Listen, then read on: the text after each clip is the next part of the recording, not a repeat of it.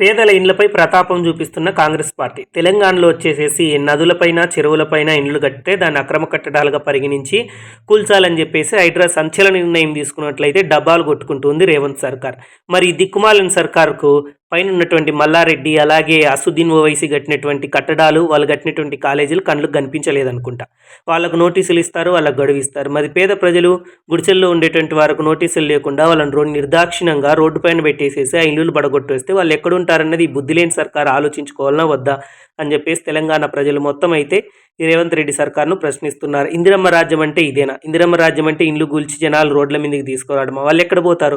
మీరు ఎట్లా వాళ్ళని కూల్చాలనుకుంటే ఫస్ట్ వాళ్ళని ఎక్కడన్నా ఒక సురక్షితమైన ప్లేస్లో వాళ్ళకి ఇండ్లు ఇచ్చి మీరు వాళ్ళ ఇండ్లను కూలిస్తే కొంచెం న్యాయం ఉంటుంది. అలాగే మీరు ఫస్ట్ హైడ్రాకంత దమ్ము ధైర్యం ఉంటే అసుద్దీన్ ఫాతిమా కాలేజీల పైన పోయి చేయి పెట్టమనండి, మల్లారెడ్డి కాలేజీలను కూల్చమనండి. అవన్నీ అక్రమ కట్టడాలని మీరే ఆరోపించినారు కదా రేవంత్ రెడ్డి గారు.